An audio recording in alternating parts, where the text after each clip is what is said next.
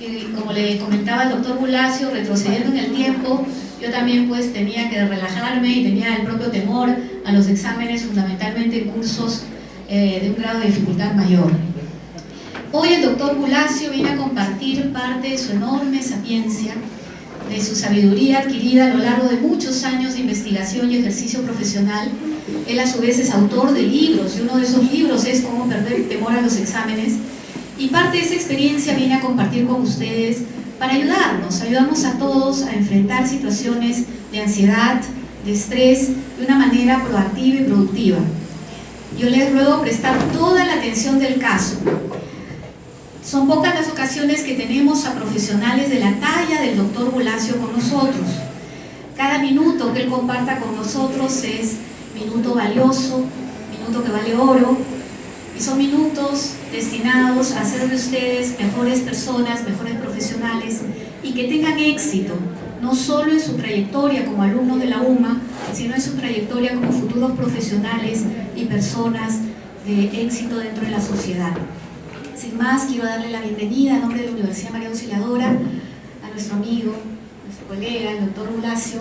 Agradecemos mucho su participación aquí y estoy segura que esta será una de varias conferencias que tendremos el honor y el privilegio de contar con su participación. Gracias, jóvenes, y para ustedes es esta conferencia. Gracias. Es entender al estrés como algo bueno, por eso decimos, aunque parezca un poco extraño a veces, decimos ¡viva el estrés! Uno diría que hay que combatir, hay que eliminar el estrés. Primero hay que entenderlo, hay que darle lugar y hay que entender sus beneficios con la vida. Por eso el título ahí es ¡viva el estrés! Sin embargo, el estrés no siempre va a tener esas características, ¿no? Es decir, no siempre nos va a ayudar, por eso cuando tenemos estrés no estamos tan contentos, parece. No sé si algunos están contentos, ¿no? La mayoría pareciera que no. Porque en el uso coloquial, en el uso de todos los días, nos referimos al estrés como algo, como una carga, como algo que nos resulta difícil de llevar muchas veces, ¿sí? Entonces, vamos a tratar de pensar en primer lugar qué es el estrés. Y como les digo, es algo que está presente en todos los seres vivos, ¿no? Y que tiene que ver fundamentalmente con la adaptación. Es la adaptación al medio. Ustedes comprenden que el medio externo, en el cual todo ser vivo está, es distinto del medio interno, ¿no? Es decir, las reglas de la biología se rigen por reglas distintas que las reglas del mundo físico. Entonces hay un mundo externo y hay un mundo interno. Ese mundo interno tiene que mantener un equilibrio. ¿Cómo se llama el equilibrio del medio interno? Homeostasis, perfecto. Entonces, el organismo vivo tiene que hacer una gran cantidad de esfuerzos para poder mantener su homeostasis, que no es ni más ni menos que mantener la vida. Todos esos esfuerzos es lo que llamamos estrés. Perfecto. Ahí vamos. Bueno, veo que están bastante entrenados. Entonces, los seres vivos, todos los seres vivos, ¿cuál es el sentido de la vida desde el punto de vista biológico? ¿Cuál es? Nacer, crecer, reproducirse. Nacer, crecer. Sobrevivir. La vida lo que busca es la propia vida. La vida biológicamente quiere sobrevivir. Desde un organismo multicelular, desde un organismo del más complejo conocido como somos nosotros, hasta un organismo unicelular, la vida busca perpetuarse. Y por eso se ha perpetuado desde hace muchos millones de años. Ha logrado superar todo y se ha ido perpetuando porque se ha ido adaptando. Entonces el sentido de la vida tiene que ver con su perpetuación, ¿sí? Ahora, esos objetivos están presentes desde los organismos más chiquitos y más básicos hasta los organismos superiores, como les decía, como el ser humano. En los más chiquitos, los intercambios son físicos, ¿no? Entra agua, sale agua, entran minerales, se eliminan minerales. En otros más complejos, los animales multicelulares, hay más intercambios porque hay conducta, comportamiento animal. hay intercambio a partir del movimiento, hay que buscar el alimento, hay que tratar de no ser depredado. Es decir, todo animal tiene que hacer una gran cantidad de cosas para seguir vivo, ¿no? Muy bien. ¿Y el organismo humano tiene que hacer cosas para mantenerse vivo o no? Sí, en algún punto parecido al animal, ¿no? Es un animal más complejo. Ahora, ¿alcanza eso o necesitará algo más? ¿Necesita adaptarse? ¿Cualquiera de ustedes se conforma simplemente con conservar la vida? No. O sea, el ser humano tiene otro tipo de necesidades, cada vez más complejas. Y esas necesidades complejas tienen que ver con la cultura. Cuando en el hombre aparece la cultura, ¿no? Es decir, aparece la relación entre los hombres y aparecen productos que se van transmitiendo de una generación a otra y que se van sumando, ¿correcto? Entonces ahí aparece la cultura. Cuando aparece la escritura, por supuesto que mucho más. Pero en el hombre, ya cuando aparece el lenguaje, aparece la posibilidad de la cultura. Y es a partir de ahí que el hombre no se conforma con los mismos objetivos que el animal. El hombre necesita mucho más, ¿sí? Necesita más, tiene más necesidades, tiene necesidades que también son adaptativas. Pero el hombre necesita crecer, necesita adquirir conocimiento, necesita sentirse seguro, necesita ser reconocido. ¿A ustedes no les importa nada eso? ¿Sí? Quieren desarrollarse y crecer en la vida. El hombre tiene necesidades éticas, tiene necesidades estéticas. Entonces fíjense cómo en el hombre hay necesidades mucho más complejas que en la mayoría, o que en todos los animales, al menos conocidos. ¿Sí? Ahora, todos esos aspectos del hombre igualmente van a requerir en el hombre adaptarnos al medio. Es distinta la adaptación. No vamos a tener que salir a cazar para comer. No sé si alguno lo hace. En general no. ¿No es cierto? Uno abre una heladera o va al supermercado, ¿no? Pero sin embargo, para poder hacerlo, necesita tener un recurso económico, ¿sí? Y ese recurso económico implica que tiene que ganarlo. Y para ganarlo, tiene que trabajar y tiene que capacitarse. Bueno, todo eso implica adaptación. En definitiva, sigue siendo la idea más básica de la supervivencia, pero a partir de la cultura los temas ya van a ser bastante más complejos, los necesarios para esa adaptación. Y eso para comer, imagínense para todo lo demás que hablábamos antes. Para recibirse, ¿es una tarea fácil? Le dicen quiero recibirme y van y le hacen una cola y reciben un título. Me parecía que no. Bueno, seguramente van a tener que estudiar muchos años. Si uno mira desde afuera, si alguien desde afuera nos mirara estudiando, no entendería bien qué hacemos. Porque no estamos en ese momento ni comiendo, ni estamos reproduciéndonos, ni estamos durmiendo. Estamos sentados, estamos leyendo algo. Entonces, desde el punto de vista más simple, eso no tiene ningún sentido. No hay ninguna necesidad inmediata. Pero el hombre tiene necesidades inmediatas, tiene necesidades que están más lejos en el tiempo. Y sin embargo, también nos interesan y a eso también nos movilizamos. Lo vamos a ver enseguida cuando hablemos de la ansiedad. ¿Les gusta la ansiedad? ¿No? ¿Pero la necesitamos o no? ¿Podríamos alcanzar logros sin ansiedad? No podríamos alcanzar ningún logro. Si no hubiera ansiedad, ninguno de ustedes hoy estaría acá. O cuando se levantaron vinieron acá porque pensaron que cuando llegaban iban a tener alimento, por ejemplo. No, es decir, vienen porque saben que los objetivos de largo plazo ustedes tienen que adquirir conocimientos. Entonces se mueven por lo que va a pasar a futuro.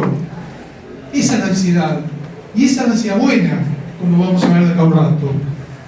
¿Sí? Bien. Entonces, en el hombre, obviamente, ya no se maneja solamente desde el punto de vista del instinto, como hacen los animales. Tienen los instintos más básicos, la supervivencia y la reproducción. El hombre no, ni se conforman con eso, sino que tiene, incluso a veces eso lo mediatiza de otra forma y tiene otros objetivos. Muy bien. ¿Cuál es el sentido de la vida? Desde lo biológico, seguir viviendo. Desde lo humano, no nos conformamos. Queremos más, tenemos otras metas. Por eso hay quien dice que biológicamente el ser humano es un error. Bueno, no lo sé si lo es o no lo es. Lo cierto es que el hombre aspira más y quiere más. Y por eso se enfrenta con sus propias incertidumbres y por eso está como la angustia existencial. ¿Qué va a ser de mí? ¿Qué sentido tiene la vida? Pero bueno, son preguntas que tienen otros ámbitos de respuesta que vienen de la filosofía, ¿no? De las religiones, no de nuestros ámbitos o no de nuestro ámbito específico que hoy nos convoca. Pero sin embargo, todos nosotros esas cosas también nos preguntamos. Entonces, el ser humano, fíjense esto es muy interesante que es. Un ser humano hace 100.000 años era diferente al actual. ¿En qué era diferente? En su forma de comportamiento. ¿En la cultura era distinto? En su comportamiento. ¿Tenía internet? No, pues. No, la tecnología no. Ok.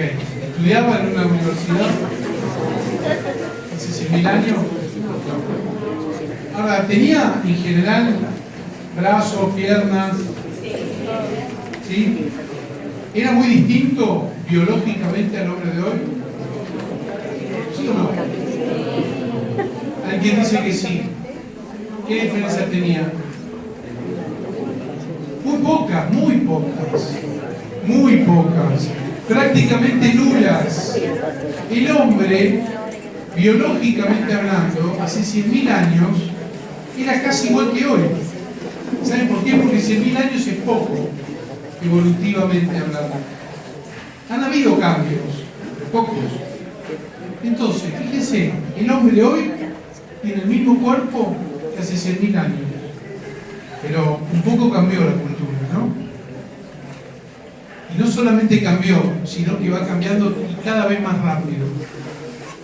Hoy en día, en promedio, en 4 años, quizá ahora menos, en 4 años se genera la misma cantidad de información que en toda la historia de la humanidad previa a esos 4 años. O sea, cada vez se acelera más la información que existe y por lo tanto la complejidad cultural es cada vez mayor. Y la capacidad de adaptarnos es difícil. ¿Saben por qué? Porque tenemos el mismo cuerpo. El cuerpo viene atrasado. La evolución venía muy bien, hasta que apareció la cultura. Cuando apareció la cultura, el cuerpo empezó a quedar viejo, porque los cambios son lentos y los cambios culturales, en cambio, son rápidos. Y son cada vez más rápidos. ¿Sí? ¿Y qué pasa con el cuerpo frente a las necesidades? Se adapta, dijimos, ¿no? Un ser humano hace 10.000 años, hace 50.000, ¿dónde vivía? ¿En las cavernas? ¿Sí? Se protegía de los animales, cazaba para buscar alimento. Y para eso, ¿cómo tenía que ser el cuerpo? Ágil, fuerte, rápido, ¿sí? Atento, ¿no? Si se pegaba una siestita, probablemente era un buen bocado de algún animal, ¿no? Bien. Es decir, el cuerpo está preparado para eso. Fisiológicamente estamos preparados para eso. Ahora, cambió totalmente las necesidades, porque cambió la cultura, pero tenemos el mismo cuerpo. Pequeño problema. Tenemos el mismo cuerpo, probablemente menos ejercitado, menos fuerte a nivel físico. Pero si sacamos la mente, el cuerpo es el mismo y más débil. ¿Está? Entonces, si nosotros tenemos que dar un examen para empezar a ir arrimándonos al tema, y nosotros el examen es importante. ¿Ustedes qué hacen? ¿Están tranquilos, relajados o el cuerpo un poco se inquieta? El cuerpo se inquieta, el cuerpo se acelera, el cuerpo se activa, esa es la palabra justa. El cuerpo se activa. ¿Y por qué se activa? Porque es el mecanismo que tiene. Si estaba en las cavernas, tenía que salir a cazar, se activaba. Nosotros nos seguimos activando, porque tenemos el mismo cuerpo. Ahora, ¿sirve tanta activación? ¿Qué les parece? ¿Sirve o no? ¿Sirve, por ejemplo, estar todo contracturado la noche anterior a dar un examen? ¿Sirve no dormir? ¿Sirve transpirar? Las manos en el medio del examen están que se te caen las gotas por acá, ¿te sirve? Todo el exceso es Que le das la mano al profesor y sale una mano húmeda, por no decir empapada. ¿Es útil? No. El hombre necesita estar activado mentalmente, cognitivamente, pero no necesita tal grado de activación física. Ese grado de activación física es solamente un problema, es solamente un costo, porque se activa innecesariamente. ¿Cómo vinieron acá? ¿Cómo vinieron hoy para acá? ¿En qué vinieron? ¿Están todos a distancia de caminata? ¿O no? ¿Alguno tomó un medio de transporte? Sí. ¿Medio de transporte? ¿Qué gasto físico tiene? Nulo. Bajísimo. Ahora, si hubieran venido a un examen, el cuerpo hubiera estado como si hubieran estado corriendo. claro, acelerado. ¿Entienden cuál es el tema? Tenemos un problemita. Hay una distancia entre las necesidades mentales y la forma de respuesta del cuerpo.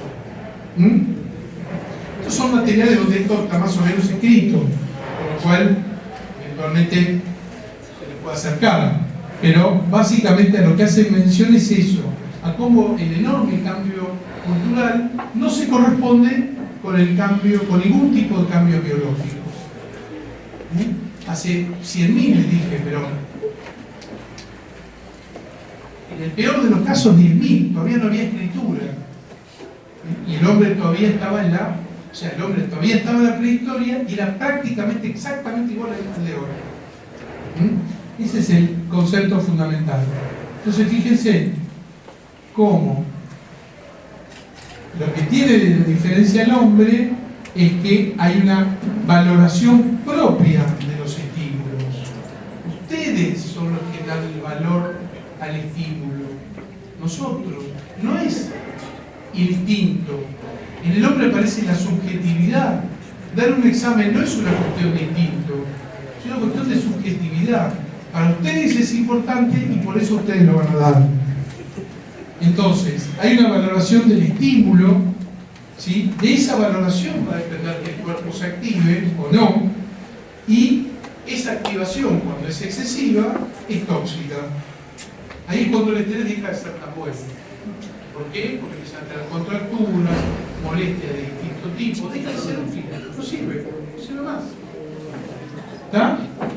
Bien, esto está esquematizado en esto que no se lo voy a explicar en detalle porque se van a aburrir, pero básicamente acá lo que interesa conocer es cómo entre el mundo y el sujeto hay una cantidad de mecanismos, hay una interfase que es la percepción. En la percepción se produce el encuentro del mundo con el sujeto. Y esa percepción, ¿saben por qué está marcada? Por estímulos, sí, pero ¿saben por qué más está marcado? ¿Por quién? ¿Por qué? Por la propia persona. Eso se llaman esquemas cognitivos.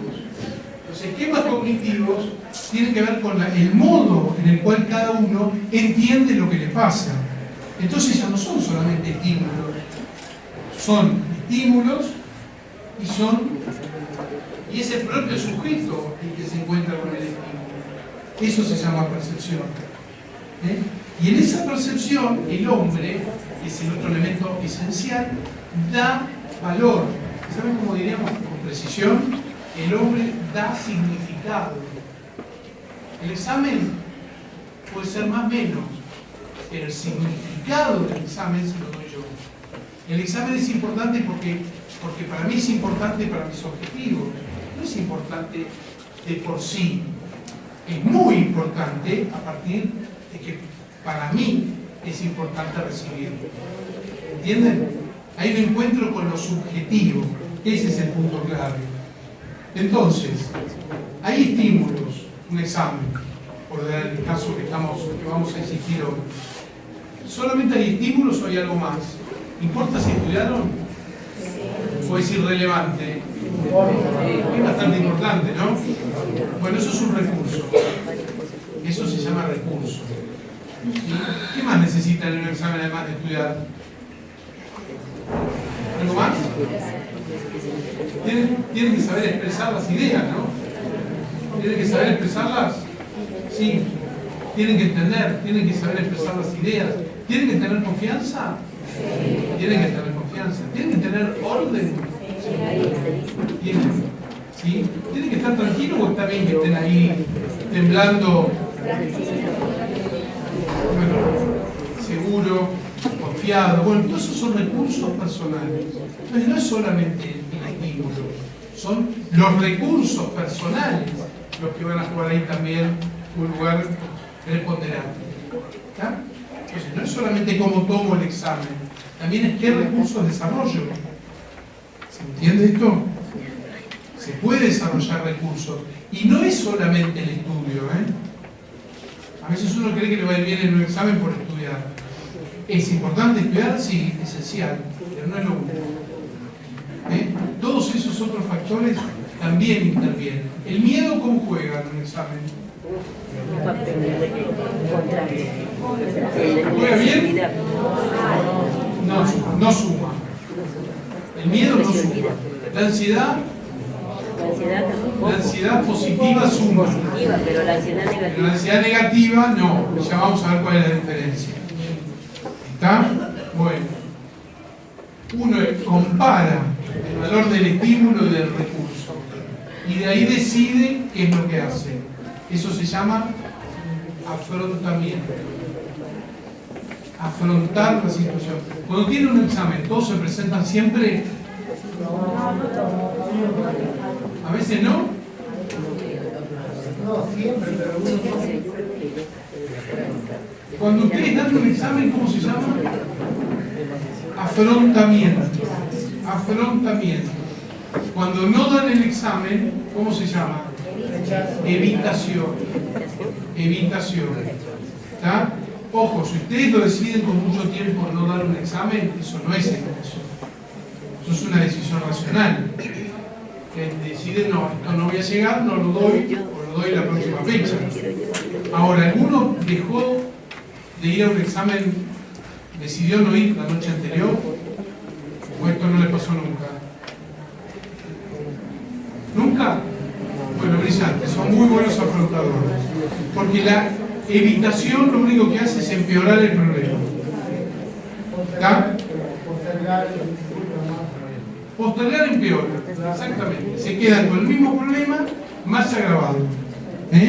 O sea que siempre que se puede, siempre que deciden dar un examen, hay que darlo. Punto. Preferible que le vaya mal, pero hay que darlo. Bien, eso se llama afrontamiento. Que hay muchos tipos de afrontamiento que no lo vamos a ver ahora. Y lo que no es afrontamiento, ¿cómo se llama? Evitación. ¿Está claro hasta ahí? Bien. Bueno, perfecto.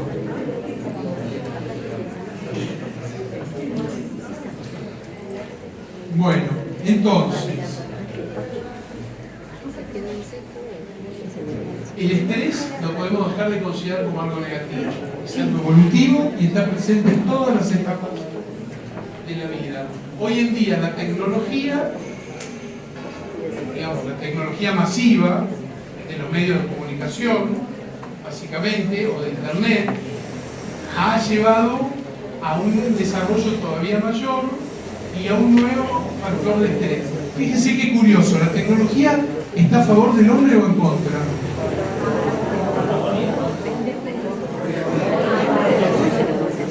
¿Cuál es el objetivo de la tecnología?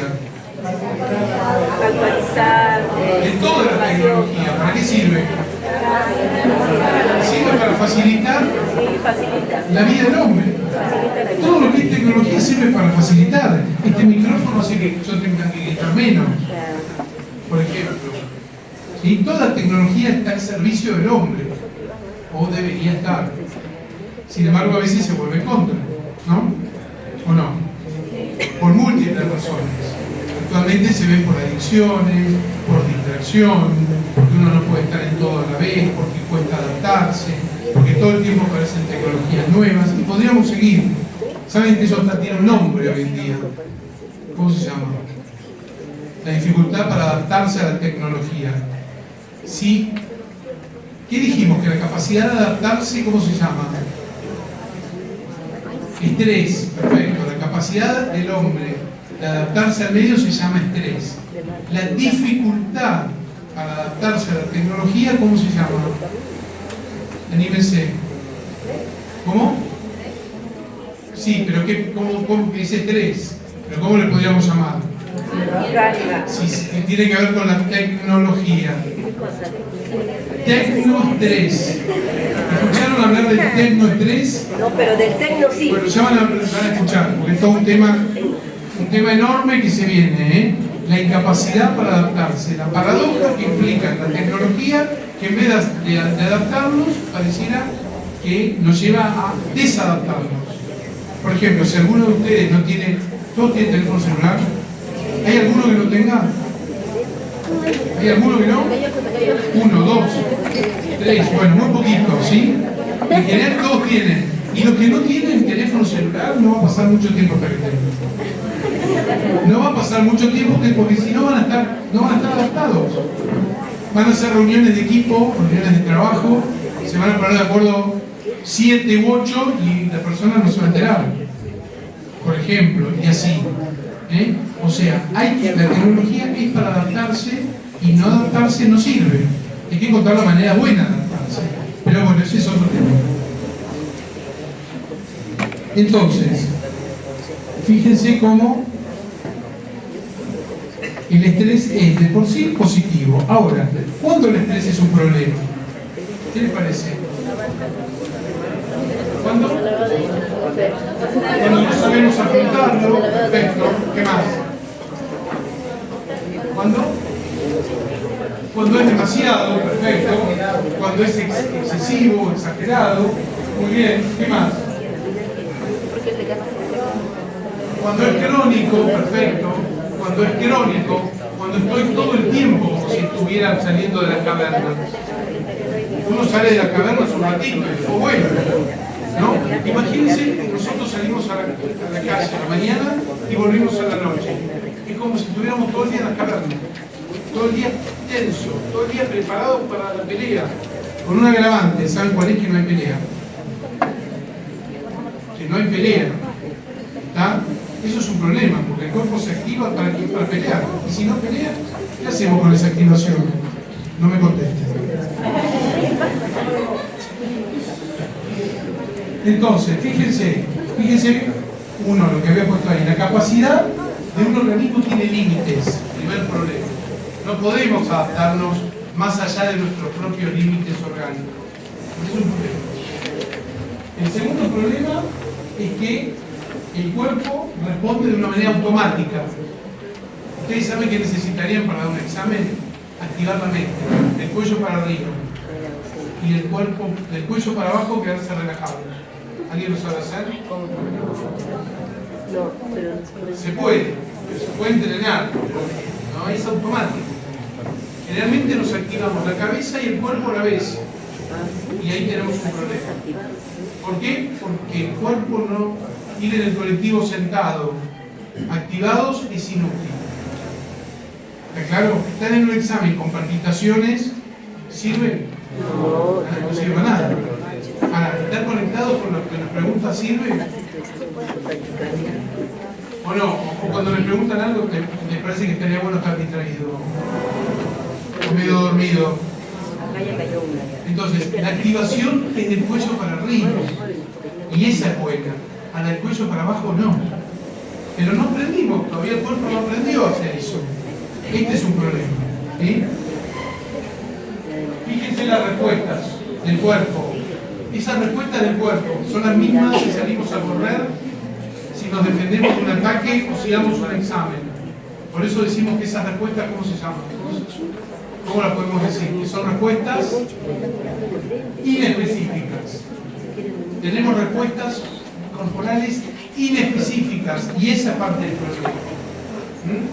Fíjense, hay algunos síntomas: temblor, insomnio, a veces la voz tiembla un poquito, no sé si les ha pasado, con la voz un poco temblorosa, o ansiedad, midriasis, los ojos abiertos, la nariz abierta, taquicardia, sudoración, sequedad de boca, no se secó la boca en el momento de la electricidad, de no poder abrirla, sensación de retención o de urgencia urinaria.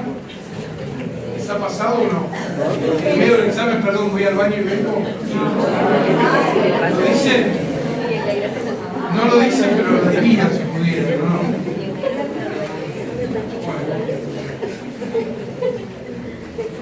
Entonces,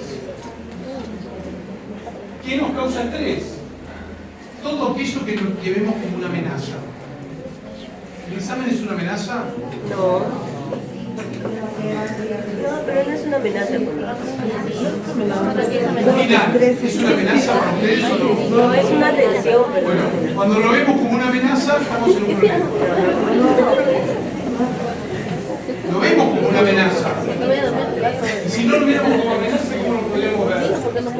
Como parte de Un reto, como un reto, perfecto. O como un desafío. ¿Sí? Entonces, fíjense cómo está esta cuestión de cómo nosotros entendemos las cosas. Si el examen es una amenaza, aparece toda esa respuesta en el cuerpo, nos sentimos mal, etc. Si el examen es un desafío, ya nos cambia. ¿Sí? ¿Alguno de ustedes hace deportes? Y cuando tienen que ir a jugar al fútbol, supónganse, o a lo que sea, ¿cómo se sienten? ¿Les dan ganas o no? ¿O se quedan en su casa y se meten adentro de la cama y se tapan? Hay algunos deportistas a veces que lo hacen, pero en general el deportista lo toma como un desafío. Fíjense que en los Juegos Olímpicos, ¿cómo salen a la cancha? O al estadio. Entran golpeándose el pecho, entran con la cabeza alta. No vi ninguno que entra así pidiendo perdón. ¿Ustedes vieron alguno? Eso porque lo toman como un desafío. ¿Ah? Fíjense cómo cambia. Nuestra mente es la que nos marca el grado de peligro.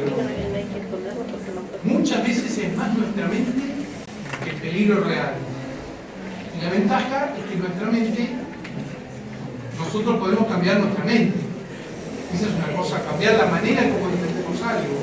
Esa es un arma tremendamente poderosa. ¿Qué nos causa estrés? Dijimos, repasemos. Causas externas, el examen. Bien. Recursos personales, no estudié nada. Se van a dar cuenta. No sé expresarme bien. ¿Sí? Ideas personales.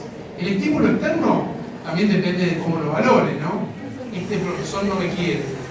Este profesor es malvado. Este me quiere hundir. ¿Alguna vez ha empezado algo así? Eso no habla del profesor, ¿eh? La mayoría de las veces. La mayoría de las veces no habla del profesor. A veces sí. La mayoría no. La mayoría habla de ustedes. ¿Sí? De cómo están viendo ustedes la discusión. Entonces, ¿qué hacemos nosotros?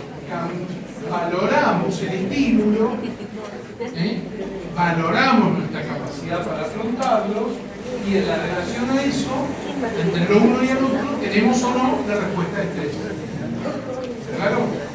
comparamos cómo vemos el estímulo, comparamos cómo vemos los recursos y tenemos nuestra respuesta. Fíjense que se trata de un equilibrio. ¿Entre qué? Por un lado los estímulos, ¿sí? Estímulos y las demandas percibidas. Y del otro, la capacidad o los recursos percibidos. ¿Les pasó alguna vez de los compañeros de ustedes que piensan que saben mucho y que antes del examen dicen no sé nada? ¿Pasó alguna vez en la vida? Varias seguro. Si no les pasó a ustedes. No sé nada. Eso es como ustedes mismos valoran su conocimiento. Pero no solo el recurso, sino lo que creo y lo que confío en mi propio recurso. ¿Lo entienden? Bien. Ojo, también hay optimistas, También está el optimista, que cree que es un recurso más de lo que el recurso es. Por ejemplo, yo tengo una hija, ¿no? Mi segunda hija estudia ingeniería. Estudia, créanme, una barbaridad. Estudia los sábados, los domingos. Estudia mucho. Pero siempre ante los exámenes cree no saber nada. Afortunadamente siempre le va bien. O casi siempre. Y tengo un segundo hijo, en realidad mayor, pero parece menor que los otros dos que vienen después también. Que el tipo es un optimista. Él siempre sabe. ¿Sí? Por ahí no agarra un libro, pero se tiene una confianza increíble. Pero muchas veces esa confianza le ha permitido zafar. Y muchas veces le ha significado que le fue mal. No, esto es fácil. No, esto ya lo sé. Soy un optimista. O sea que lo que habría que uno tener, si pudiera, sería una mirada. Una mirada. ¿Cómo le gustaría tener? La mirada sobre su conocimiento. Realista, diría. ¿No? Óptima, adecuada, realista. Estudiar y saber que estudié. Entonces sufriríamos menos. O no estudiar y decir, bueno, si no estudié, en ese caso no sería evitación, sería mejor no darlo. ¿Entienden? Pero la mirada realista es la que ayuda. Fíjense, hay un equilibrio entre los estímulos y los recursos. ¿Sí? Bien, pero a veces esta balanza se desequilibra y entonces aparece una situación de estrés. ¿Qué pasa en el estrés normal? ¿Qué dijimos? Que el estrés es igual a adaptación. Sí, el toque. Estrés igual a adaptación. Entonces, si yo tengo un estrés normal, lo que voy a intentar hacer es que los estímulos que están pesando mucho pesen menos. ¿Sí? Y que se parezcan. Exactamente. Y que los recursos y capacidades se aumenten. Mi hijo, el optimista, le vendría muy bien estudiar un poco más. Claro, mi hija, la pesimista, le vendría bien reconocer que sabe más. En cambio, ¿qué pasa en el estrés patológico o el estrés desadaptativo? Esta balanza no se equilibra. El estímulo lo veo todavía más pesado de lo que es. Me va a ir mal, me van a reventar. Así decimos nosotros, no sé, ustedes tendrán algo equivalente quizás. Pero nos va a ir mal. O los recursos no sé nada. ¿Está claro? Esa es la diferencia entre un estrés normal y uno que no lo es. Pero recuerden ustedes fundamentalmente algo. El estrés empieza con la subjetividad. No todos los hechos son iguales. Dependen de la subjetividad. ¿Está? Bien. Bueno, esperen que tenemos que terminar de bailar acá un poquito la letra. Pero se animaron tan lindos que bailan y bailan. Entonces, si nosotros nos damos cuenta y logramos autoinfluirnos, vamos a poder eliminar situaciones de estrés sencillamente porque las vamos a ver innecesarias. ¿Está? Es decir, vamos a valorar mejor los estímulos, los recursos y a partir de ahí dar mejores respuestas cognitivas, el significado de las cosas, fisiológicas, no estar con las manos tan tranquiladas como se saluda al profesor, ejemplo, y la voz temblorosa y los virtuales. Vamos a afrontar en vez de escapar. ¿Está? Eso es el estrés adaptativo. El estrés desadaptativo, cuando hay creencias disfuncionales, los estímulos los veo como más amenazantes, los recursos los veo como menores, ¿sí? Y no tengo la capacidad de afrontarlo. Y ahí aparecen distintos cuadros clínicos, patologías o cuadros clínicos que no vamos a ver. ¿Está? Una persona con estrés tiene problemas físicos, una persona con estrés no duerme, una persona con estrés puede desarrollar un cuadro psiquiátrico, depresión, cuadros ansiosos, se puede pelear con otros. El tipo que se levanta para pelear y no encuentra un rival, ¿qué hace? ¿Qué hace? ¿Saben lo que hace? O se pelea contra sí mismo, o se pelea y inventa un rival. Baja la ventanilla del auto y le pega, se pelea con el que está al lado, se pelea con otro porque está listo para pelear, pero no tiene que pelear. ¿Está claro? Entonces el estrés, cuando es desadaptativo, genera una gran cantidad de conflictos. Entonces nosotros tendríamos que ver cómo manejamos el estrés. Y acá, digamos, la actitud es un poco lo que veníamos hablando, una actitud realista, pero a la vez optimista. ¿Sí? Después hay cuestiones que tienen que ver con el bienestar físico. Por ejemplo, hoy hablábamos de la dieta. ¿Qué hacemos? Tomamos café. ¿Qué más? Y nos activamos innecesariamente. Tanto usted, supóngase que están todo el día afuera, de trabajo, activo, tiene un recreo a las 6 de la tarde. ¿Qué hacen en el recreo? ¿Toman café? Bueno, toman café. ¿Qué logran? Más activación. No sirve. Y cuando llegan a su casa, ¿qué hacen? ¿Empiezan a hacer flexiones? Típicamente, ¿qué hacen? Se tiran. Perfecto. Lo que hacen es se tiran en una cama. Eso es no entender el estrés. Que es lo que hacemos todos. ¿Por qué? Porque se cansó la mente. ¿Y el cuerpo?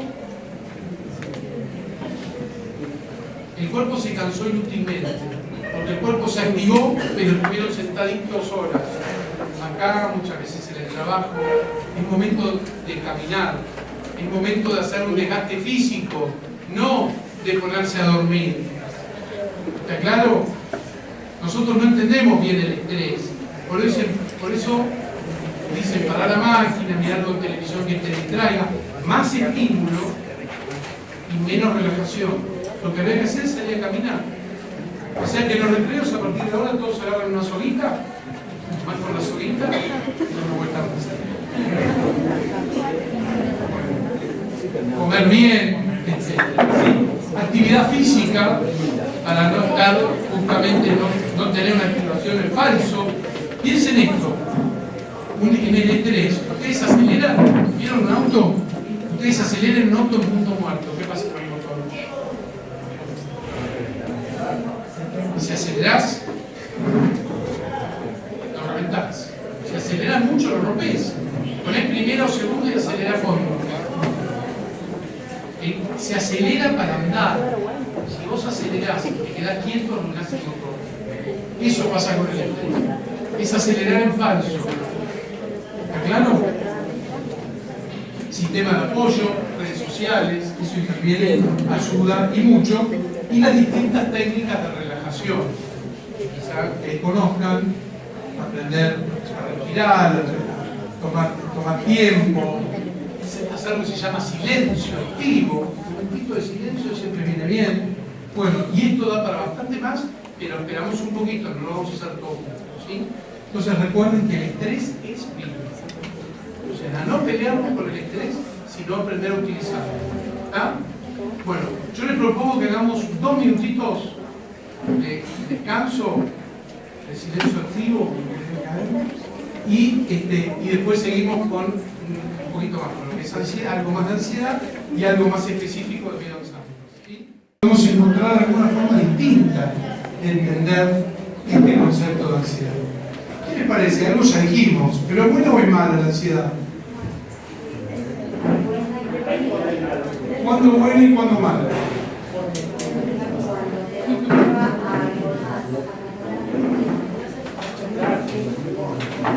Bien.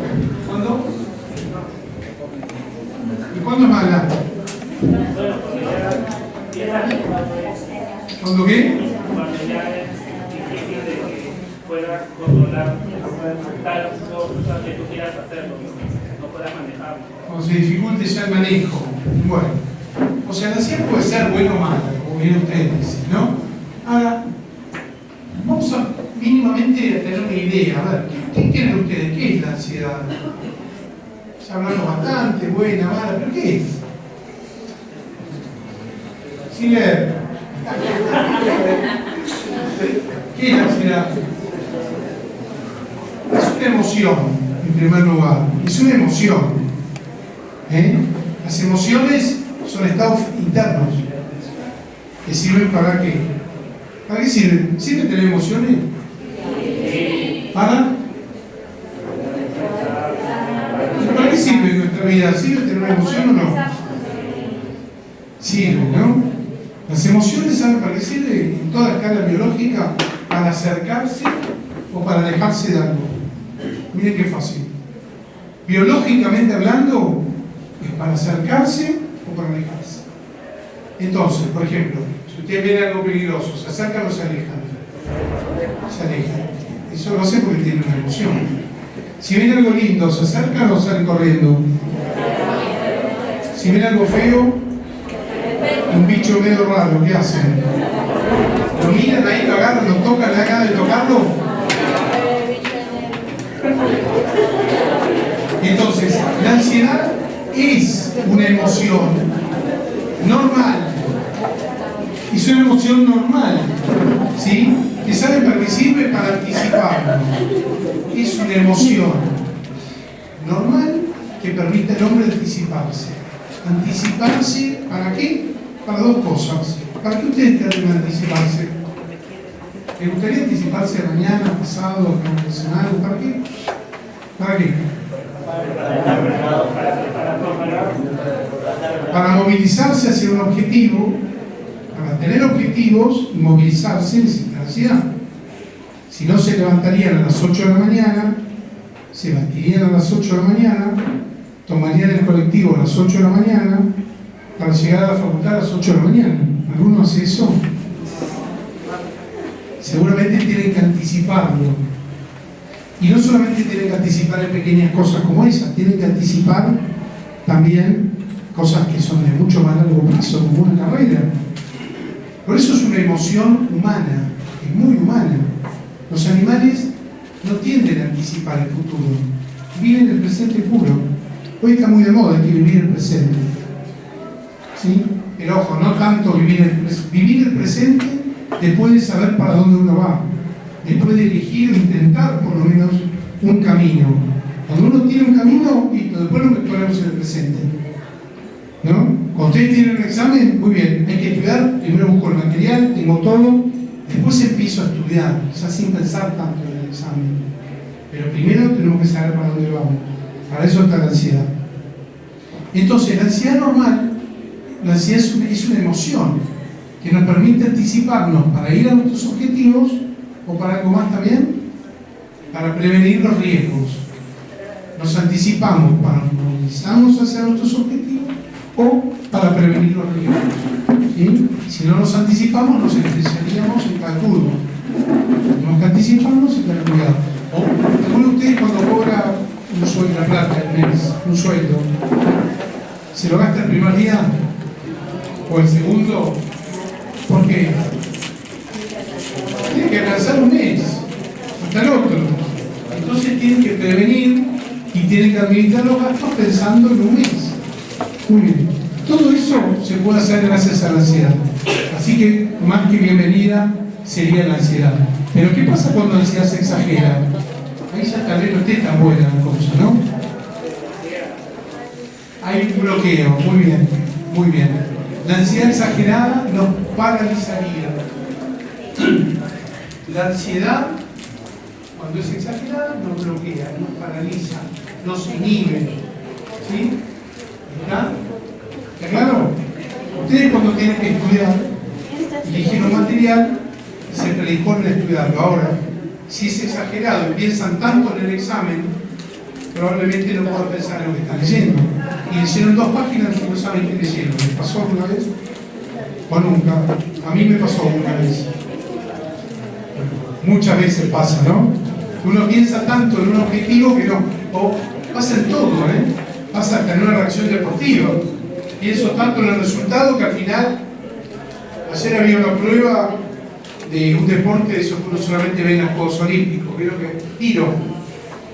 Y había uno que había tirado espectacular, tenía todo ganado. Tenía que hacer un tiro más o menos y ganaba. Le pegó creo que para el otro lado. ¿Y eso qué es? Ansiedad. Pensó tanto en lo que iba a pasar, seguramente ya en el festejo, en cómo lo recibirían, en todo que hizo, que lo sacó del presente y lo pifió. Es como cuando Messi pateó el penal y... Sí, puede ser, sí, sí, por supuesto. En el momento, a ver, Messi, como todos los grandes futbolistas, siempre erró penales. Y uno dice, ¿cómo puede ser que un profesional de ese calibre erre un penal? Ansiedad. ¿Cómo puede ser que un basquetbolista profesional de primer nivel tire el aro vacío en los tiros libres y no los enfoque todos? Cuando eso es lo que hace un chico que cuando viene a aprender a jugar al básquet. Ansiedad. Entonces, la ansiedad juega un papel fundamental, tanto movilizándonos hacia un objetivo como paralizando. ¿Entiende bien la diferencia, no? Bien. Entonces, la ansiedad normal nos moviliza y la ansiedad patológica o exagerada o negativa nos inhibe. La ansiedad positiva es adaptativa y nos orienta hacia la acción. La ansiedad negativa es desadaptativa, es inhibitoria y es paralizante. ¿Ah? ¿Es claro? Bien. Cuando hay una ansiedad positiva no solo no debe tratarse, sino debe estimularse. En cambio, cuando hay una ansiedad negativa, hay que tratarla. No necesariamente con ánimo. Si no es muy grave, la podremos tratar solos. ¿Sí? O sea, aprendiendo a manejarla, hay formas de aprender a manejarla. Bien, ¿cuáles son las manifestaciones? Hay de todo. Fíjense que la ansiedad es tan humana que abarca todas las dimensiones. Una dimensión cognitiva, o sea, como pienso, siento que las cosas van a ir mal, creo que van a ir mal, es una dimensión cognitiva. Una dimensión somática, estoy como si estuviera con la fiebre salvaje delante mío, y aparece temblor, sequedad bucal, todo lo que hablamos, taquicardia. Una dimensión conductual, hay inhibiciones, parálisis, la persona se queda quieta. Y una dimensión social. La ansiedad lleva a conflictos, conflictos con el que tengo al lado, conflictos laborales, conflictos académicos. Entonces, hay manifestaciones de todo tipo que una gran cantidad de síntomas para cada una de ellas, para la dimensión somática, para la cognitiva, para la conductual. Miren todas las que hay, no las vamos a leer, no se preocupen. La conductual, fíjense, bloqueo, estar paralizado, ¿sí? Cambios en la expresividad corporal, el lenguaje, bueno, una gran cantidad de síntomas. Y una dimensión social. Fíjense hasta qué punto la ansiedad no está tan buena. ¿Tiene relación la ansiedad con el estrés? ¿Qué opinan? El estrés normal genera ansiedad normal. Cuando el estrés ya no está normal, la ansiedad tampoco. El estrés es la dimensión del cuerpo, la ansiedad es la dimensión de la mente. Siempre que hay ansiedad, se acompaña de una respuesta corporal, estrés. ¿Sí? Entonces, cuando hay estrés, que dijimos que era una incapacidad adaptativa, no se olviden nunca de esto, cuando hay estrés, que es una incapacidad adaptativa, en ciertas personas se desencadena una ansiedad desadaptativa, inhibitoria, patológica, como la quieran llamar. ¿Está?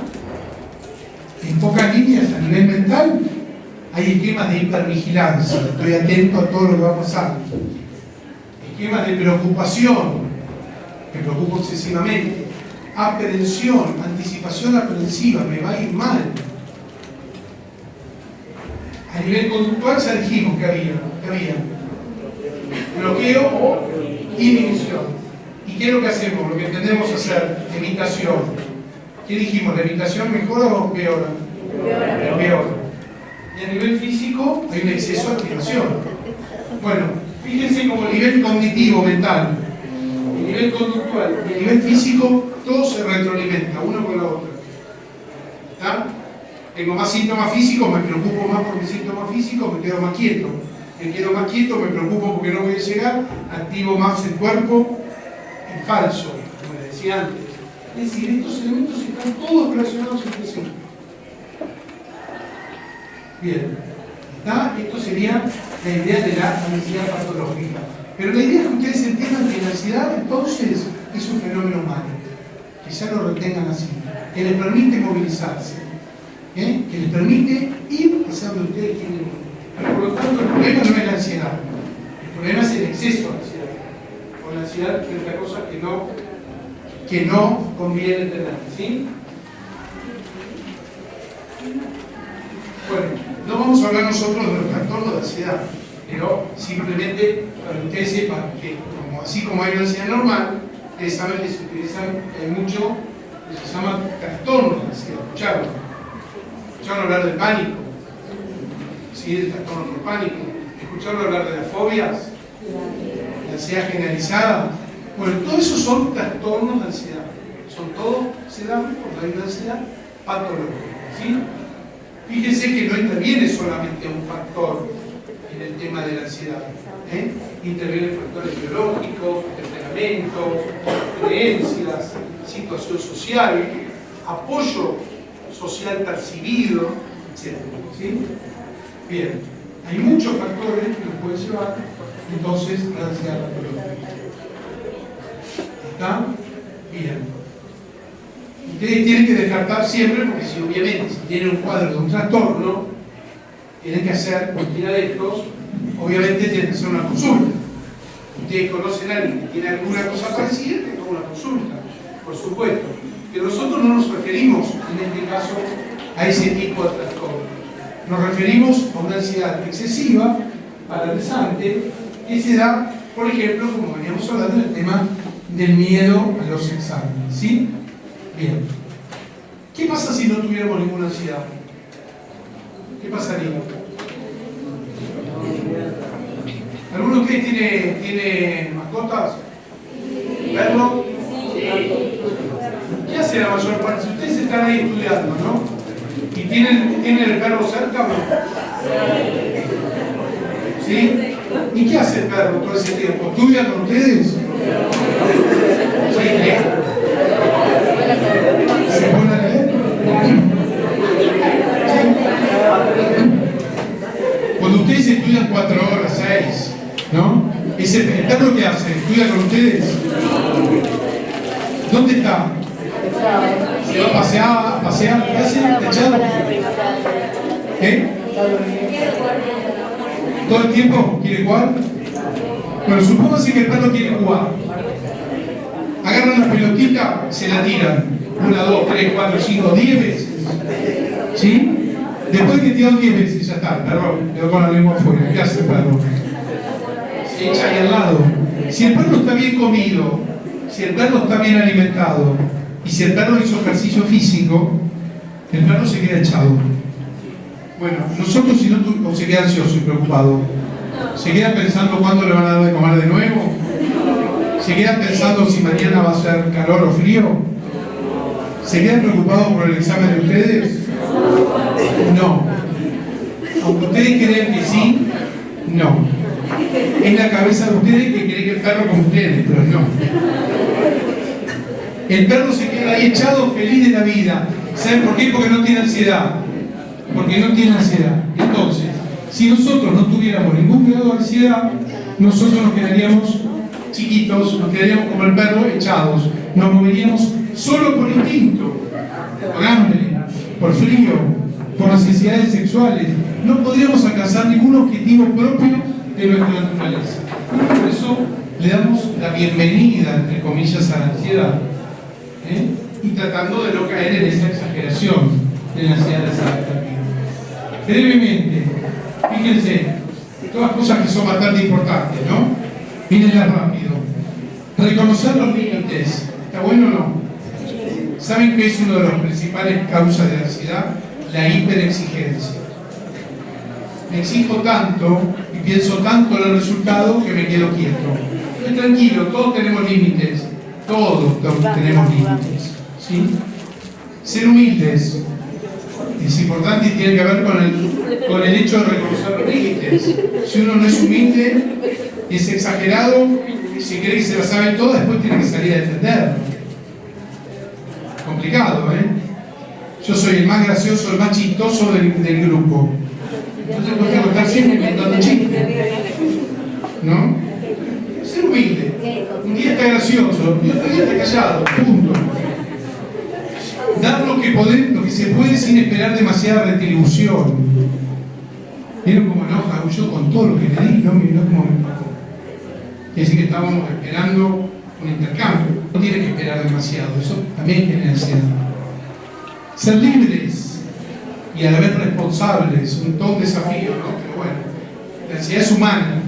Y si es humana, tenemos que pensar en cuestiones humanas. Libres y responsables. No exagerar la búsqueda de la eficiencia. Hay personas que por tanto buscar la eficiencia son los más ineficientes de todos. ¿Está? Porque busco la perfección. Y a veces uno sin ser perfecto es muy bueno. Y alcanza a ser muy bueno. Unos tips más. Equilibrar el manejo del tiempo. Lo que hace mi hija cuando estudia sábado y domingo entero sin salir no está bueno.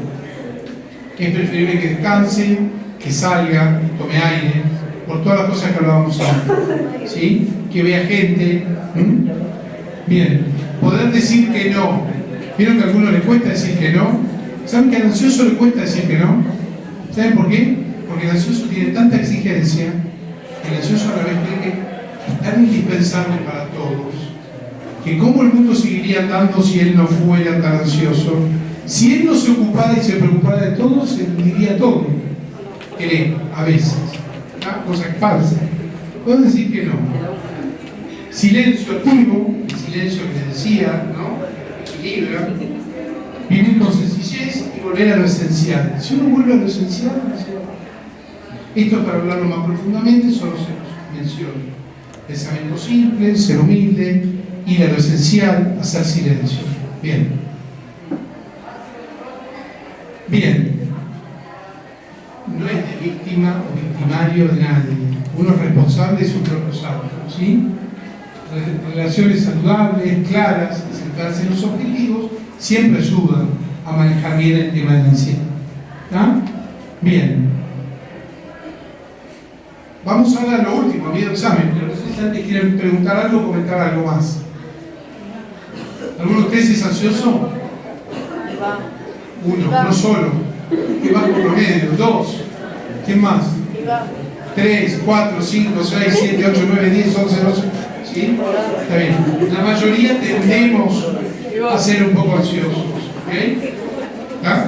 Bueno, vamos entonces al otro. ¿Puede ser? ¿De miedo a exámenes? Esto para llegar a lo que les prometí al principio, en realidad.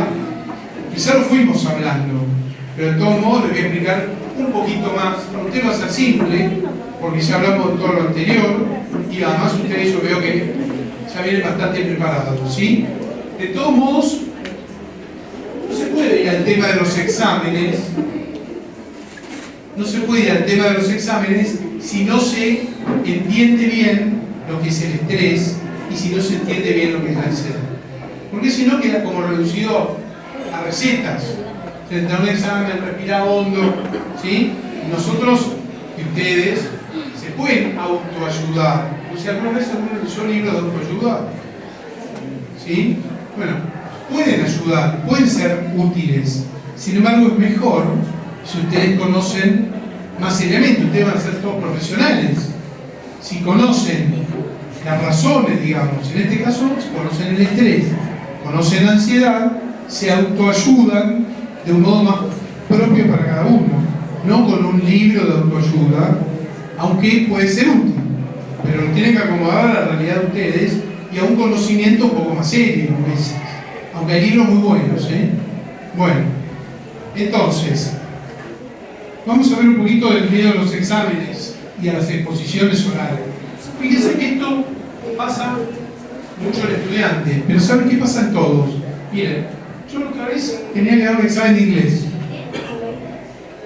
A ver, mi carrera universitaria la terminé, ya no sé, me olvidé, hace muchos años, pero harán 30 años casi, que terminé mi carrera, 20 y largo, que terminé la carrera universitaria, que terminé mi curso de psiquiatría más de 20, pico, 25, quizás, que hice el posgrado de psicología cognitiva, otros más de 20, ¿sí? Después me dediqué a la ansiedad, al estrés, al miedo a exámenes. Tenía que dar un examen de inglés, que era un examen chiquitito así. Y estaba ahí en la sala de espera y decía, pero yo no aprendí nada. ¿Qué aprendí todo esto? Está, o sea, es muy común, está muy generalizado. Cuando me acordé, para colmo me acordé que era psiquiatra, dije, bueno, algo tenés que hacer. Y más o menos salía airoso, ¿sí? Porque vieron que uno siempre de última tiene a quien recurrir, al psiquiatra. El problema es cuando uno es psiquiatra, ¿no? Porque vos decís, tratame a un psiquiatra, y no, sos psiquiatra, es un problema, créanme. Un psiquiatra una vez se olvidó, un psiquiatra estaba en el hospital, en una interconsulta, estaba en una sala, y había un paciente que estaba bastante excitado, digámoslo así. Y este hombre, que era un hombre grande, se asustó un poquito y se dio los gritos diciendo, llame a un psiquiatra. Yo olvidé que el psiquiatra era él, pero bueno. No importa. Digamos, la cuestión es que frente a un pequeño examen de inglés igual sentía esa ansiedad, porque es bastante universal. Entonces el miedo a los exámenes es mucho más común de lo que uno cree. Y pasa también con las exposiciones orales. Si ustedes supieran la cantidad de gente que trabaja en empresas, vieron que en empresas se tiene que hacer presentación de números, estadísticas, gráficos, esas cosas que en general lo que estamos más ligados a la salud no tenemos tanto entrenamiento. Bueno, ellos presentan y tienen que hablar. Hay gente que presenta muy bien y que le va muy bien, sin embargo, lo sufren y mucho, porque le da miedo la exposición oral. Del mismo modo que me da miedo el examen oral. ¿Por qué? Porque ahí existe qué van a opinar de mí, cómo me van a evaluar. A veces pasa también cuando uno tiene que hablar en público, es lo que me pasa a mí, tengo que hablar y no sé cómo hacer. ¿Se entiende? ¿Está? Me quedo paralizado, me quedo quietito. Bueno, ¿le pasa o no? Cuando tienen que hablar, supónse que en clase que hacen pasar de golpe. Pase fulano, tiene que parar ahí, tiene que dar una clase. ¿Les gusta la idea? Algunos quizás sí, a la mayoría no. Seguramente a la mayoría no. ¿Está? Entonces esto se aplica no solo al miedo a los exámenes, sino a las exposiciones orales. Pero se puede cambiar. La verdad es que cuando empezaba a dar clases y empezaba a dar exposiciones por ahí en congresos, me generaba una gran ansiedad previa y daba, tenía la boca seca, no veía la hora que termine, quería que termine antes de empezar. Pero bueno, me fui desensibilizando, lo mismo que les debe pasar a ustedes y que les va a pasar en la medida que van dando exámenes y siempre que lo van pensando bien. Si no lo procesan bien, a veces puede ir empeorando. Si lo procesan bien, ese miedo cada vez es menor y después ya no lo tienen más. ¿Sí? Bueno, entonces puede darse en situaciones de examen, pero en muchos otros ámbitos también. ¿Está? Y imagínense cómo puede afectar el rendimiento académico. A veces uno no, o laboral, a veces no se mide del todo. Pero hay casos bastante complicados. Tenemos pacientes que no se recibían porque les quedaba una materia. Una. Y habían dado 30 y pico, pero habían dado evitado, daban, no daban. Me acuerdo de uno que tenía 4 materias. Con gran esfuerzo le quedaban 3. Dio la última, como arrastrándose, y le quedaban 2. Y ya creo que dejó la última gota de sangre, como el otro ayer, y le quedó una. No podía dar la última. Estamos viendo si la puede dar, estamos en eso. ¿Está? Entonces eso pasa muy comúnmente cuando se evita, cuando no se afronta. Y entonces, fíjense el costo que puede tener eso. Gente que deja su estudio, que no progresa laboralmente, en un tema tan universal y de un costo altísimo y que increíblemente ha sido bastante poco evaluado. Si bien todo el mundo sabe lo que es y todos lo tenemos en alguna medida, sin embargo es algo que habitualmente no ha sido tan tenido en cuenta. Se estudia, pero no se le da bolilla al principal problema que tiene que ver con los exámenes, que es darlos y poder mostrar lo que uno sabe, pero no solo estudiar, poder mostrar lo que uno sabe. Entonces eso a veces implica hasta deterioro en la calidad de vida o el abandono de la carrera, y dice ni hablar de sufrimiento, ¿no? Sufrimiento, ustedes seguramente es lo que no, pero uno a lo mejor recuerda una noche sufrida previo al examen. ¿Le pasó alguna vez? ¿Alguno? Entonces, ya sabemos nosotros lo que es la ansiedad normal y lo que es la ansiedad anormal o patológica. La normal nos mueve a los objetivos. La patológica nos inhibe. Entonces, el miedo al examen es un tipo de ansiedad anormal. Entonces, hasta un cierto grado, un examen con ansiosos nos implica estudiar, buscar el material, estudiar progresivamente, no el último día, hacer un plan, ¿sí? Cuando uno tiene una ansiedad muy severa no puede hacer ningún plan porque piensa en el examen, en el estudio. ¿Está claro? Entonces, el miedo al examen es un tipo de ansiedad anormal. Ustedes entienden lo que es la ansiedad. Entonces, ¿cómo es el circuito del ansioso del miedo al examen? Fíjense, ¿se acuerdan que teníamos un gráfico que acá decía lo cognitivo, decía lo conductual y lo fisiológico? ¿Se acuerdan? Bueno, este es un cuadro parecido, nada más que pone lo racional, pensamientos que son irracionales frente a la exposición, con emociones negativas y conductas de evitación. Todo eso se retroalimenta lo uno al otro y todo eso genera esa activación del sistema nervioso exagerado, con todos los síntomas que también veníamos hablando ampliamente, ¿sí? ¿Saben cuál es el problema cuando uno no da examen? ¿Cómo se siente? ¿Bien o mal? En el momento en el cual ustedes tienen que dar un examen y deciden no ir, ¿cómo se sienten los primeros minutos? ¿Mal o bien? ¿Mal? ¿No sienten una especie de alivio? Al principio se siente bárbaro. Y el cuerpo aprende, porque el cuerpo estaba sufriendo y dice, bueno, doy el mes que viene. El cuerpo inmediatamente se relaja, se siente bien. Y ese es uno de los grandes problemas, porque el cuerpo aprende que con la evitación se siente mejor. Entonces, el siguiente examen, ¿qué es lo que va a pasar? ¿El cuerpo qué va a hacer? No es solo el cuerpo. Va a querer borrarse, va a querer lo mismo. El cuerpo va a querer tener el mismo alivio. Entonces, primero que el problema queda persistente, queda culpa por no haberlo dado, y encima el cuerpo aprendió mal. En consecuencia, el siguiente examen es mucho más difícil.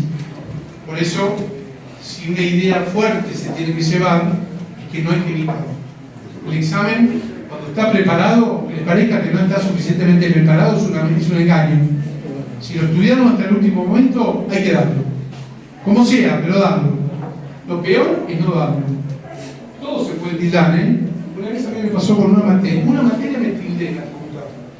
Era enfermedades infecciosas.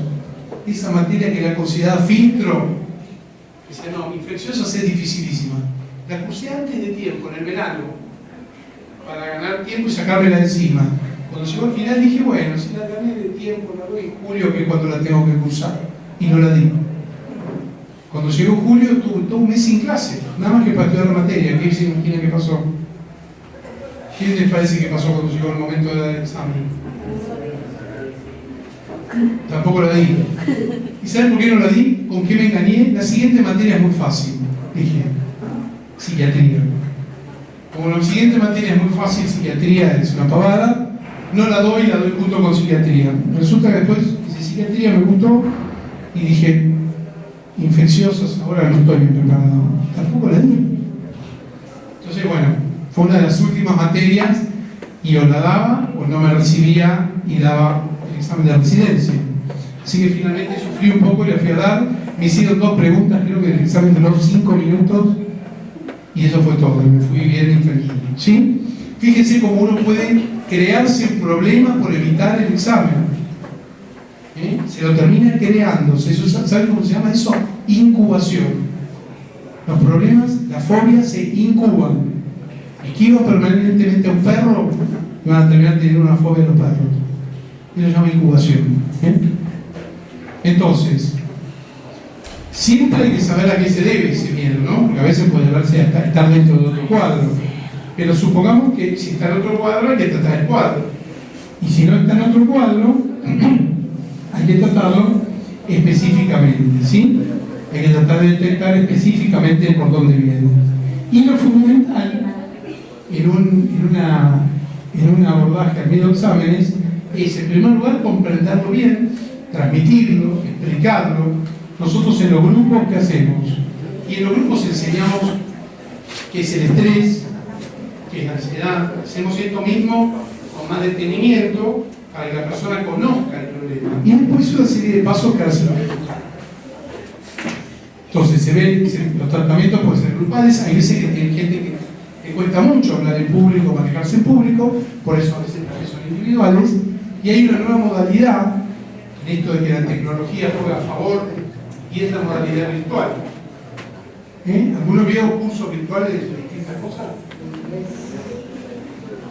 Inglés, bueno, hay muchos cursos virtuales hoy en día, ¿sí? También se puede enfocar el tema del miedo a los exámenes de manera virtual. Es educando, explicando cada cosa, haciendo ejercicios. Hay, por supuesto, tutores para asegurar que las cosas se estén haciendo bien. Pero ahí es un caso donde la tecnología juega a favor. La tecnología juega a favor si uno lo sabe utilizar. Entonces, todos estos se trabajan por las distintas vías de entrada. ¿Qué quiere decir vía de entrada? Racional, cómo entiendo las cosas. Emocional, cómo las siento. Conductas, afrontamiento o evitación. Conductas fisiológicas o respuestas fisiológicas.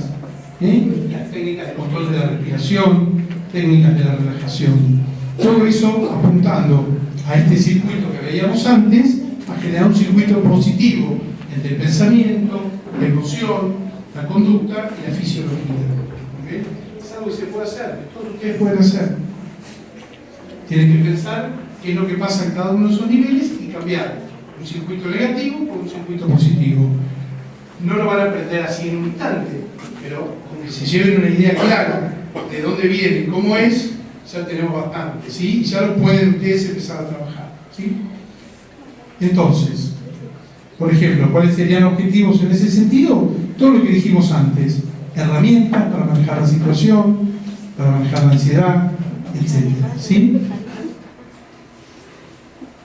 Las vías de entrada son esto, miren todas las técnicas que hay, no se las voy a mencionar, pero todas las técnicas que hay para cada uno de estos niveles, para un nivel cognitivo, para un nivel emocional y para un nivel conductual. Las más comunes, todo lo que es la relajación, el control de la activación, ¿sí? Control de esa activación excesiva, como si estuviéramos en la caverna, no estamos en la caverna, eso se puede aprender a relajar. Cualquiera de ustedes puede encontrar formas muy difundidas de aprender a no activar el cuerpo más de la cuenta, ¿sí? Controles emocionales, conductuales. Conductuales dijimos afrontar, dijimos entrenar habilidades sociales, el animarse. Las habilidades sociales es cómo saludar a una persona, cómo saludar, cómo hablarle, cómo escuchar. Habilidades sociales es la capacidad de decir lo que uno cree, lo que uno siente, decir que sí, decir que no. Bueno, y a nivel cognitivo, toda la educación, toda la explicación del tema, mucho de lo cual ya hemos venido hablando, ¿sí? Entonces, para finalizar, les voy a dar lo que serían como 6 grandes pasos. Ahí estamos en el timing.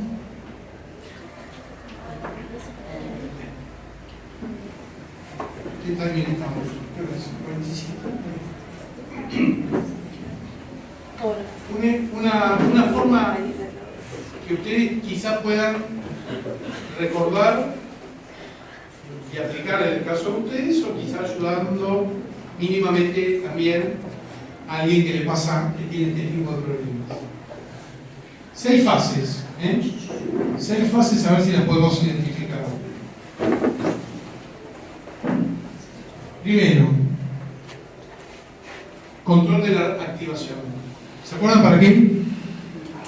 ¿Para qué hay que controlar la activación? ¿Es excesiva la activación en un examen? Muchas veces sí. Cuando estudian es excesiva. O cuando se ponen a estudiar, ¿estudian saltando la soga? Generalmente estudian quietos, ¿no? O sea que mucha activación es excesiva. Bueno, hay que aprender a controlarla. No estamos en la caverna, la podemos controlar. Lo más común y lo más fácil son ejercicios de respiración y de relajación. ¿Está? Respiración pausada, respiración nasal, con un ritmo suave, abdominal. Hay una forma en la técnica muy sencilla. Si ustedes no quieren complicarse la vida demasiado, basta que se queden tranquilos en el lugar, cierren los ojos un poco y sean solamente conscientes de la respiración. Miren que somos muchos acá, a ver si tenemos disciplina. No les voy a hablar yo. Hay ejercicios guiados para explicar la respiración. Lo único que quiero que hagamos son, por segundos, concentrarnos solamente en nuestra respiración. A ver si lo podemos hacer, Vamos.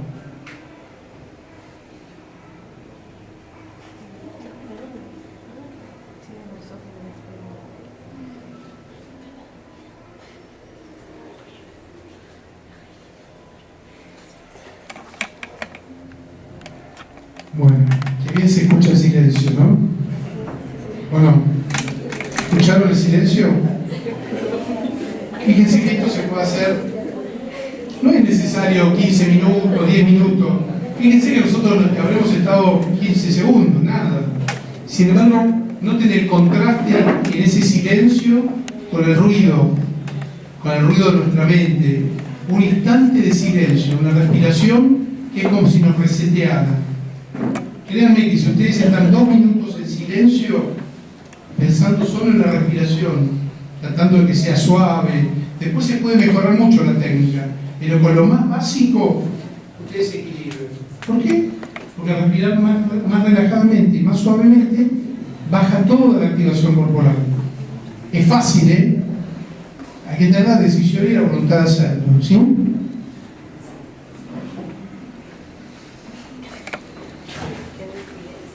Bien, segundo, plan de estudio. Parece casi obvio, ¿no? Parece de pedagogía y no de temas ligados a lo psicológico o al área de salud. Sin embargo, siempre hay que tener, en primer lugar, un plan de estudio, porque es la única manera de canalizar la ansiedad de una manera ordenada y que sea útil. Y segundo, a ver si me logran entender esto, segundo, para poder hacerlo se llama microafrontamientos. ¿A alguno se le ocurre lo que es eso?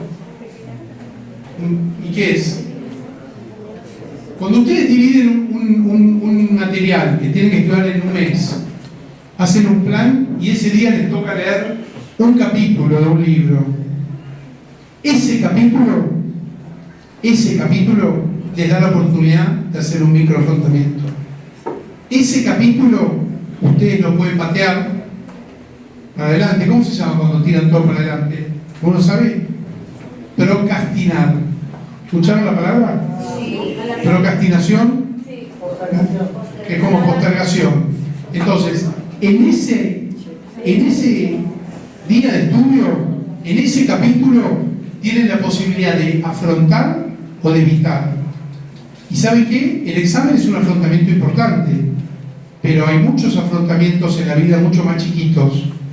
Y todos ellos nos dan la posibilidad de entrenarnos. Entrenarnos en un microafrontamiento nos lleva a tener cada vez más confianza en nosotros y en automatizar la conducta de afrontamiento. Entonces, no solamente nos va a ordenar el estudio, sino que nos va a permitir desarrollar recursos para llegar cada vez mejor a los afrontamientos más importantes. microafrontamiento. A veces es todo un día de estudio y a veces es hasta para ese ratito que nos falta estudiar, 1 hora. Por ahí un día tenemos 1 hora. Y bueno, 1 hora no es mucho, lo hago mañana. Eso es evitación.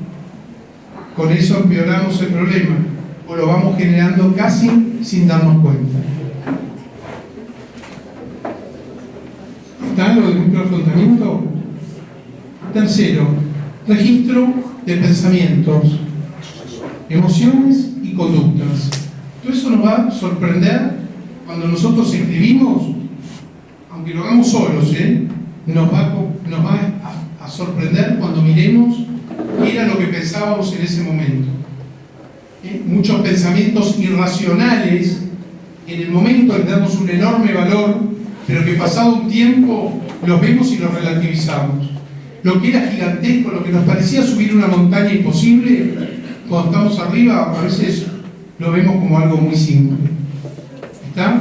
Entonces está bueno detectar cómo lo pensaba, porque a veces no era tan terrible, pero cuando uno lo ve escrito, uno lo puede comprobar. ¿Está claro? Lo que pensaba, lo que sentía, las conductas que podía hacer. Y también siempre pensar las cosas buenas. ¿Qué cosas buenas pensé cuando me decidí a ir al frente y hacer algo bueno? Detectar eso positivo que hice también es muy importante porque lo puedo aplicar en otras situaciones. Después tenemos el tema de la visualización. La visualización se complementa con el control de la activación, el primero. Pero acá hay algo adicional. Además de estar en un lugar tranquilo, relajado y en paz, uno puede programar y ver en su mente algo que se llama afrontamiento cognitivo.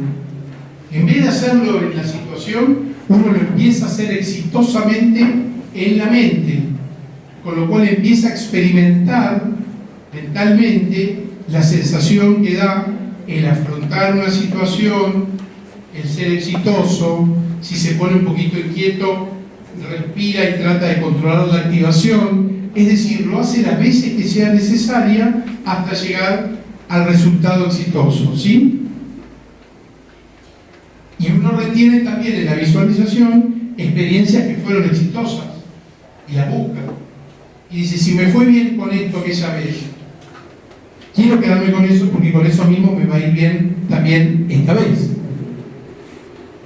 Bueno, por último, casi es lo que es el afrontamiento real. Ya no en la mente, sino que hay que ir a afrontar. Se afrontan pequeñas situaciones cotidianamente. Cuando uno de ustedes tiene ganas de opinar en clase, ¿no hay veces que por ahí se quedan callados? ¿A algunos de ustedes no les pasa? Que algunos más que otros, pero algunos que dirían algo y no lo hacen. Bueno, eso es un pequeño afrontamiento real. ¿Está? Desde lo chiquito hasta lo más grande. Lo más grande, en el caso que estamos hablando, tiene que ver con el medio examen, pero hay muchos afrontamientos. Pero uno se puede entrenar en pequeños afrontamientos, ¿sí? Seguramente hubieron muchos entrenamientos y muchas carreras antes de que Bolt ganara ayer su tercera medalla dorada, ¿no? Debe haber entrenado mucho, muchísimo más de lo que uno ve. ¿O creen que ese día el tipo dijo, bueno, me voy a anotar, fue, corrió y ganó la carrera? Es obvio que no. Hay mucho entrenamiento detrás. Todo esto también requiere de mucho entrenamiento, ¿sí? Y donde uno va afrontando de manera gradual. Hay cosas que nos exigen muy poquito y hay situaciones que nos exigen cada vez más. Tenemos que ir siendo capaces de afrontar desde lo más simple hacia lo más complejo. Entonces, el último punto es, en realidad uno le llama a esto, yo le llamo selfie emocional. ¿Alguno de ustedes saca selfie? ¿Les gusta sacarse selfie? Bueno, la selfie retrata un momento, ¿no? Retrata un momento agradable, algo que uno quiere guardar. Bueno, cuando nos va bien en un examen, o nos va bien en una entrevista laboral, o nos va bien en una charla que tuvimos de lo que fuere, tendríamos nosotros que hacer lo contrario de lo que a veces se hace cuando se desarrolla un temor o una fobia. Deberíamos sacar, no existe el aparato, estoy pensándolo, pero bueno, todavía no encuentro la vuelta, a sacar una especie de selfie emocional. ¿Está? La selfie emocional es sacar una foto pero interior. En realidad no hay aparato externo, somos nosotros mismos. Es recordar ese momento en el cual nos sentimos alegres, orgullosos, confiados, sentimos la satisfacción. Miren la cara de los deportistas cuando se acaban las carreras. Es impresionante. No lo veo ninguno que termine de una carrera y se ponga triste. ¿Sí? Inclusive muchos buenos deportistas se ponen muy alegres incluso aunque no ganen. ¿Por qué? Porque saben que hicieron todo lo posible. Hay deportistas que salen bastante lejos en la posición, pero saben que hicieron todo y saben que se entrenaron 4 años para eso. ¿Y qué hacen? Se dan mérito, como corresponde. No diciendo soy el más grande del mundo. Se dan mérito al esfuerzo y a todo lo que hay detrás de ese momento que acaban de culminar. Bueno, ese momento hay que grabarlo. Nosotros podemos grabar pequeños actos cotidianos. Podemos grabar un examen, una entrevista, un momento que no nos animábamos a decir que no a alguien y lo hicimos. Todos esos momentos grabados son lo que llamamos selfie emocional y son absolutamente fundamentales en todo lo que son los procesos de miedo examen y lo que son los procesos de afrontamiento en general. ¿Sí?